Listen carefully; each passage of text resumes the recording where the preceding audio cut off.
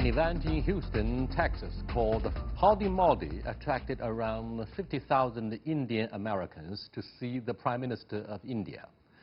This was one of the largest ever receptions of a foreign leader in the U.S. And the joint appearance of Narendra Modi and U.S. President Donald Trump also signals a growing strategic significance in U.S. India ties. So what's the thinking behind the event and the attendance of both leaders? Why was Houston chosen as the venue? And what developments are expected for U.S.-India relations? To discuss these issues and more, I'm very happy to be joined in the studio by Atul Aneja, Associate Editor of The Hindu, and Harvey Zordin, Senior Fellow with the Center for China and Globalization. That's our topic. This is Dialogue. I'm Yang Ray.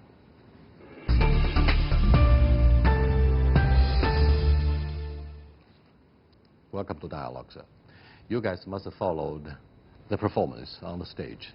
Now, is it a show of personal chemistry, or holy alliance of democracy, or a show of good business? Probably all three. All of the three? Yeah. I would say personal chemistry is very important, but given the personalities of both these leaders, I think one thing is very important is what is the quid pro quo for each other. I think that is something which will cement their personal chemistry. I think that was the attempt here, where Modi endorses Donald Trump for the next elections before a crowd of 50,000, which is broadcast live to many others in the very strong Indian community. So he was delivering something to Trump, and I'm sure when he does so, apart from personal chemistry, there is something which India would want in return. And there are many issues between India and the U.S. which could be probably on the table after this. But does this package really work, Harvey? I think this was great political theater. I think it works in some ways. I think if you look at American domestic politics, Indians are very prosperous, and the Republican Party is trying to target more ethnic groups. So they're making a big effort with Indian Americans, of which there are over 3 million. And they're a very prosperous group. So I believe that this rally will result in more funds going into President Trump's campaign. With regard to support and votes from Indian American community, I'm not so sure, because Indians voted 80% for Hillary Clinton in the last election. Because most of the Indian Americans are Democrats. But there are some Republicans. But they're Democrats because they don't like a lot of the Republican policies, and they hate many of Trump's policies, non-economic policies, especially the immigration policy, because Indians, even though most of the ones in America are legal immigrants, they have large extended families. They'd like those families to come over, and even President Trump's draconian immigration policies also touch the Indians and touch their inability to get visas to come to the United States and prosper the same way that the other Indians have. Everybody understands President Trump is looking for a win or perhaps a series of victories ahead of the 2020 elections. But do you think Indian Americans are likely to be convinced that he will win and he should make a good president in the next term? Well, Prime Minister Modi has thrown the dice in his favor, very clearly endorsing him that next time it should be using a slogan of his election campaign in India. He said, next time it will be Trump, but in Hindi it has a different sort of a tone. So Modi, being a very influential leader among Indians, especially right now when he is riding high on his election victory, so his word counts a lot. Now, will that convince enough Indians to vote for Trump? Well, Indians are Indians, and I'm sure they have their own mind. But I think it is serious what he has done, that he has pitched for, and that I think will have an impact. How much, whether it's critical, whether it will be decisive, we'll have to wait and watch. We don't know much about Houston, which has been chosen as the location and the venue for this big rally. What's special about Houston, Harvey? Well, I think there's two possible reasons for choosing Houston. One is there is a substantial Indian American community there, and they're very successful. By the way, how many Indian Americans? I mean, what's the percentage of the for the whole total population? Over 3 million. Yeah. Over 3 million. Yeah. It's not about many. 1%. Yeah. About 1%. Okay, go ahead. Yeah. So, Houston. Because they're prosperous in that region, in the energy industry and providing the intellectual support in terms of computers and high tech. But the Indian press has been talking, and I'm interested in Atul's reaction as well, that there's a symbolic value for going to Houston, and that is that Prime Minister Modi saw in going to Houston a parallel with early American history. Early American history, Texas was not a part of the United States when independence was declared. The same way that Jammu and Kashmir were not parts of India when Indian independence was declared. So some people think that there was this kind of history lesson embedded. What do you think, by the way? That's a deep analysis. You don't see I don't see necessarily that way. I think it's more material. It's oil and gas, which is so important to India, energy security. If you see Modi, he goes to Russia and tries to lock in some of the resources from the Arctic, just at the Eastern Economic Forum, and now he's in Houston. So oil is definitely a factor, but I don't discount what you're saying. I mean, there could be deep symbolism as well, but there is something very pragmatic right now, and is already, I think, invested, Indian company Petronet has invested about $1.5 billion already in a India American depends company. on oil imports for up to 70 or if not 80% of yeah. your security, energy security. But ever since you were asked by the White House to sever energy collaboration with Iran, and particularly after the drone attacks against the oil facilities in Saudi Arabia, how serious are the consequences of both cases? I mean, we are seeking to assess the impact of, Iran and Saudi Arabia. No, I think that there is an overall supply shortage in the market following the attacks on the refineries in Saudi Arabia.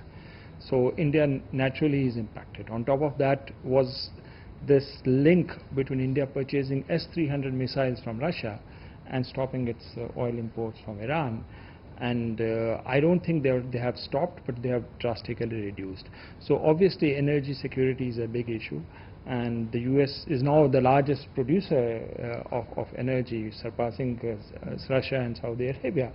So I think that energy element is definitely become a part of the India-U.S. equation. But I think we have to still wait and watch on how India and Iran relationship will work out, because there are deep strategic reasons of why India will continue to remain engaged with Iran. Will Americans be embarrassed by the continuous engagement by India with Iran? Because ever since the drone attacks, not only Secretary Pompeo, but President Trump ordered to increase number of American troops in the Gulf. I mean, does it mean a war, an imminent war? War clouds are gathering quickly in the Middle East, but do you think India will be put under scrutiny and even come under severe criticism because of their commitment to this relationship with Tehran and engagement? I honestly don't think so. I think that India doesn't seem to be mentioned very often when it comes to the dynamics, even though it's a part of this situation. And I'm not sure that President Trump is committed to going to war. He came very close to having a war before. It's because of John Bolton. Yeah. Well, I'm not sure. In part, it could be. But I think Trump also talks a tough game, and he backed down. Now, Bolton's not there, but the reason for having a war still is. But I think Trump is being very cautious. He'll say a lot of things, bellicose things, but when the chips are down, it has to be an extreme situation for him to go to war. He knows that. Yeah, I'll just add something to that. We had the G7 summit recently, and there was this meeting between Trump and Modi. And the Foreign Secretary of India briefed the media after that. And in his readout, he made it very clear that the Indian side told the Americans that we don't want a war over Iran. So the position of India as far as escalation in Iran is absolutely clear. Well, we are not sure why the two governments decide to improve their relationship so quickly after the face-off in June, which meant Indians were asked to yield to the demand from President Trump in trade negotiations. But all of a sudden, something has triggered the rapprochement in the ties, the thaw in the ties. We don't know why politics is so dramatic. No, I don't think so, because when it comes to trade issues, we're still having a problem. Just because you have a Howdy Modi doesn't translate necessarily into trade concessions. So let's leave it at that. There's a lot of optics, there's a lot of long-term thinking, but I don't think it'll necessarily ease off the problem which we had with trade with the Americans. The other thing is that I think it's very important to realize that India and Modi realizes we are in a multipolar era. He goes to Russia and meets Putin, goes in for big deals, declares a doctrine called Look Far East policy. Then he goes to the U.S. and he's going to meet Xi Jinping next month, and we are going to talk of something very different. Excuse me, are you suggesting that Prime Minister Modi will attend the 70th anniversary commemoration? No, I'm talking of the informal summit between President Xi and Prime Minister Modi, which most likely is going to take place in India on October 12th. That's interesting. I think that the United States is, I don't know, conflicted on this issue. I think that we want to have our cake and eat it too on the trade. We want India to be our best strategic partner in balancing, and maybe some would say containing, China. On the other hand, President Trump goes nuts about trade issues, and he was very upset about the Harley-Davidson situation. What was 100% tariff was reduced to 50%, but Trump was not happy with that at all, and he has a thing about Harley-Davidsons. So I think that's what set them off, and this seems to be very characteristic of Trump. So is it likely that the trade deal will be signed on the sidelines of the upcoming UN General Assembly? It's being said so, but I'm not sure whether it will actually materialize. We'll have to wait and watch. You said earlier that Prime Minister Modi is riding on a high of the campaign success. He doesn't need to have a win. It's an issue of energy security, of course. So Prime Minister Modi will have to support the show of your president on the sideline. But I think both gentlemen need this kind of a win. I think Trump needs it more. I think Modi needs it because of the fact that he's getting some pushback from the international community on Jammu and Kashmir, okay? But I think Trump needs it more because he's engaged in a lot of personal problems now with the Congress and with the American media. So needs a trade win. And this agreement will be very limited. In fact, it doesn't comply even with WTO. To a big issue, before we conclude the first part of our discussion on dialogue, do you think the Indian government is clearly aware of the intent of the U.S. administration that India is an important part of the Indo-Pacific strategy? Absolutely clear. Absolutely clear. It also knows its limits, that how much to go along with the Americans. We will not cross the Malacca Straits, let me tell you that. Whatever happens in terms of security cooperation has to be in the Indian Ocean arena.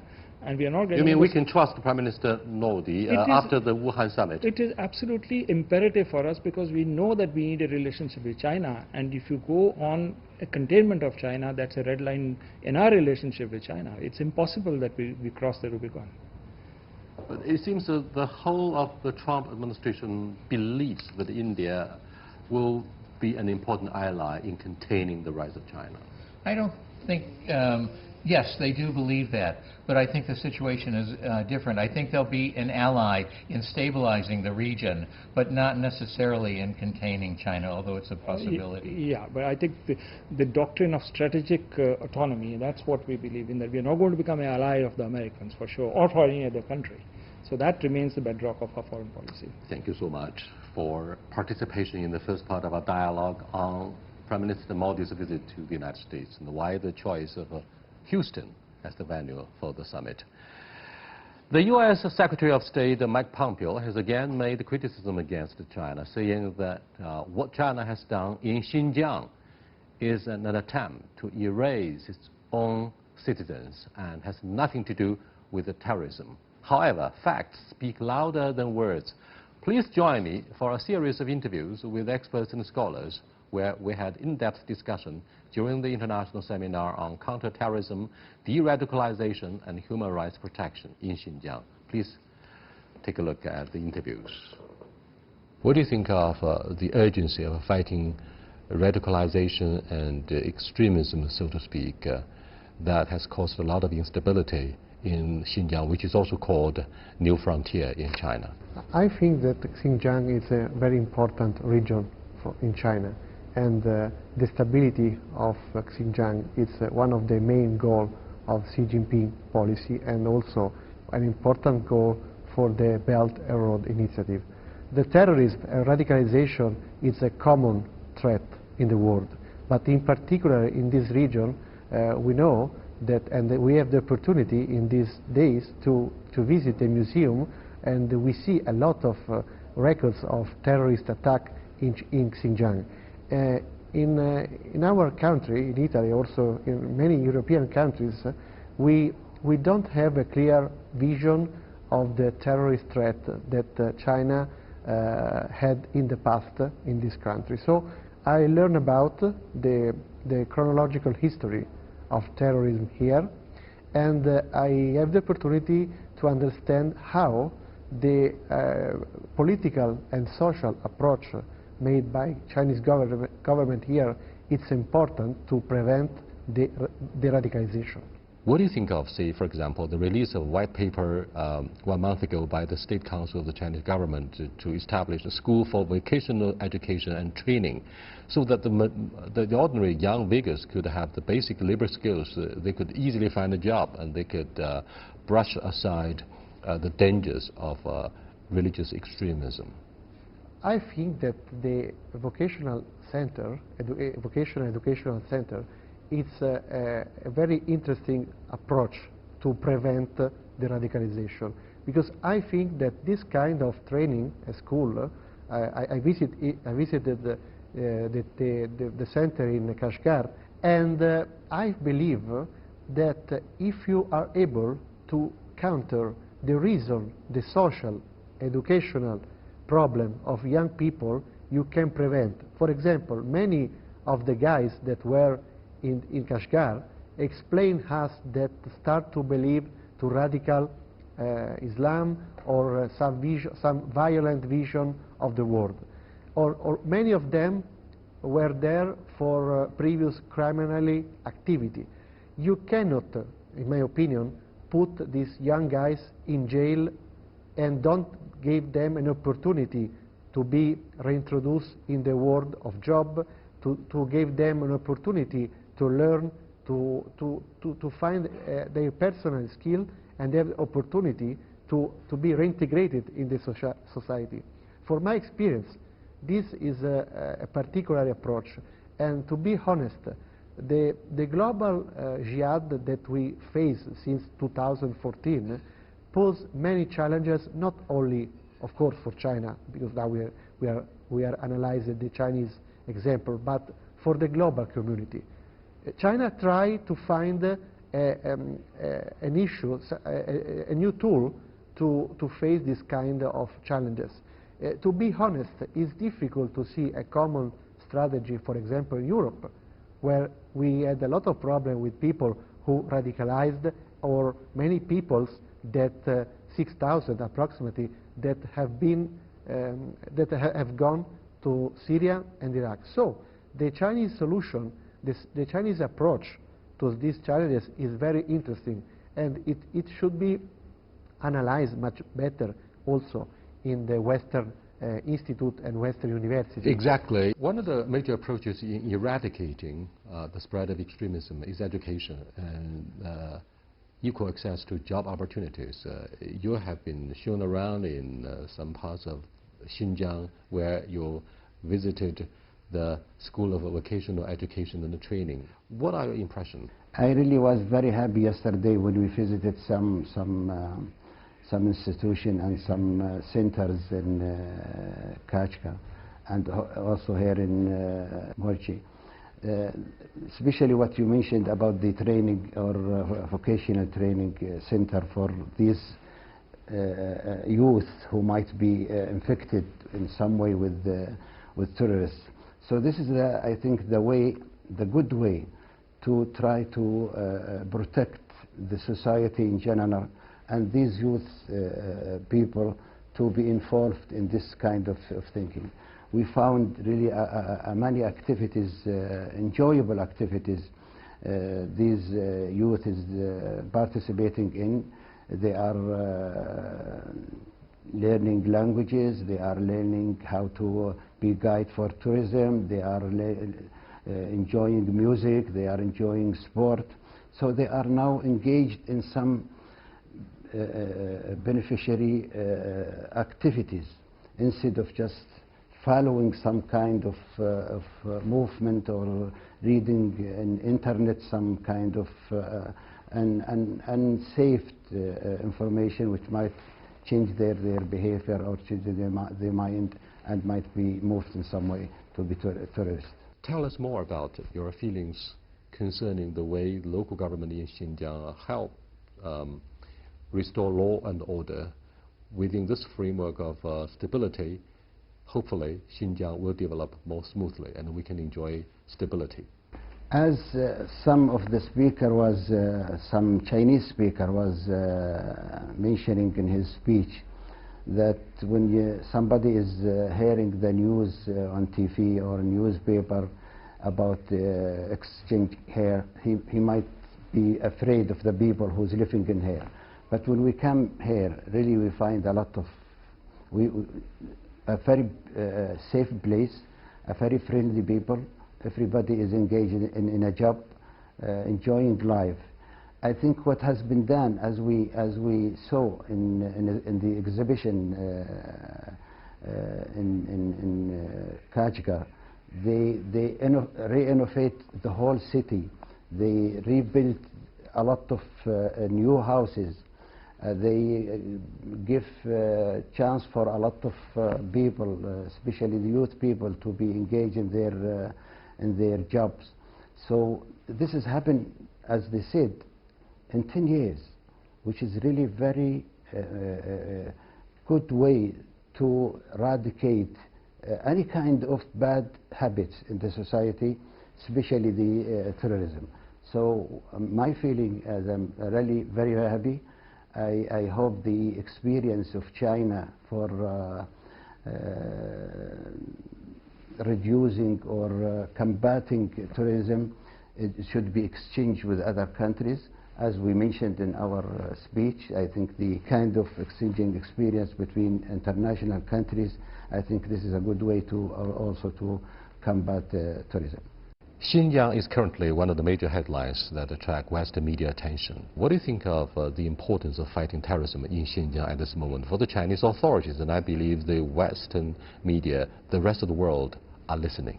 Well, what I've witnessed in Xinjiang is that a very unique best practice has been shaped by the Chinese government. And the uniqueness of this approach derives from its multidimensionality. It has the software and soft power, but it has also the securitarian dimensions. All this is anchored in serious scientific research.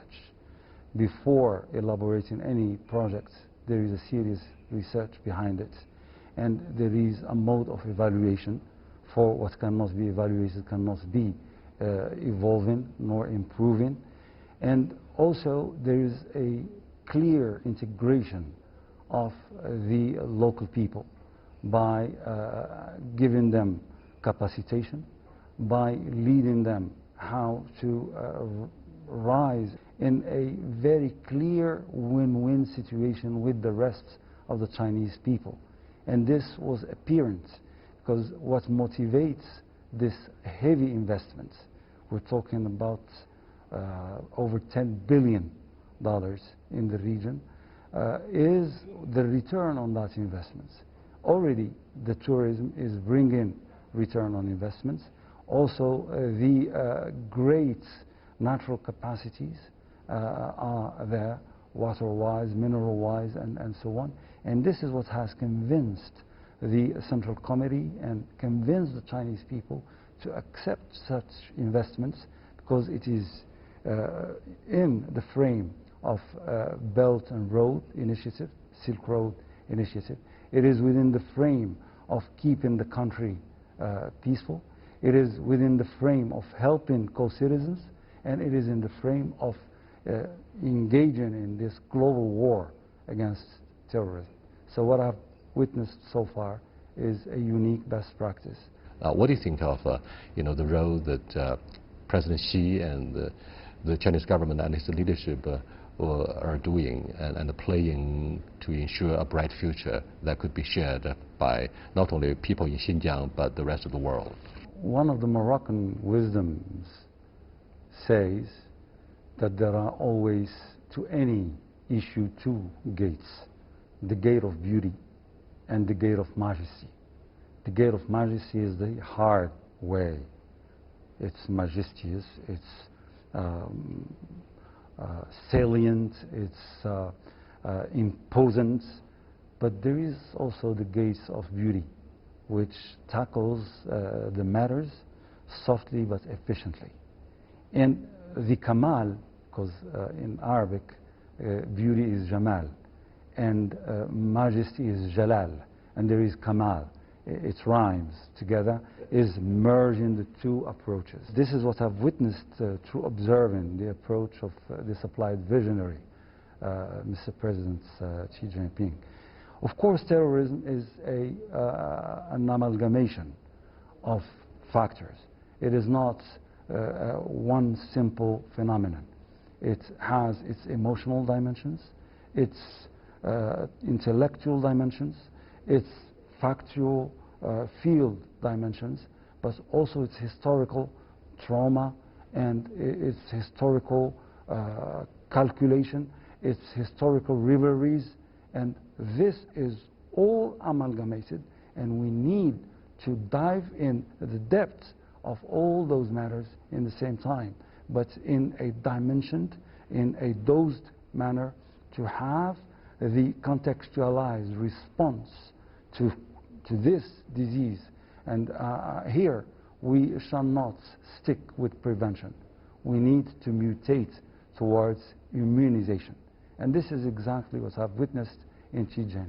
There is this approach that immunizes and tackles the roots in the cosmology and in the worldview held by the people in this province.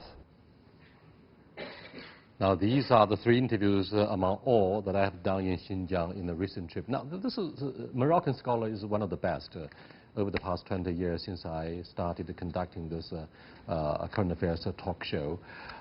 Xinjiang is known for being the new frontier and had been known for a place of danger and terrorist attacks until a few years ago when the new top administrator was able to restore law and order. Today, I went to Xinjiang and I was greeted happily with so many smiles on the face of not only Chinese, Han Chinese, but also Uyghur Chinese. I'm so impressed by the boom of tourism. You have a big sense, a strong sense of relief. You travel, you have a strong feeling of being safe there. And that's the precondition for facilitating the local economic performance. Without the sense of security, there won't be any tourists, there won't be any investment, there won't be any serious opportunities for Uyghurs to work and create wealth for their own families through honest work. This is the strong message that I got during my latest journey of rediscovery in Xinjiang. Secretary Pompeo might still be critical of China, but I'm afraid his global trotting trip is politically motivated to discredit what has been achieved in Xinjiang and in China as a whole. So seeing is believing. I encourage all those who are suspicious about Xinjiang, go there, seeing is believing. I'll see you next time. Goodbye.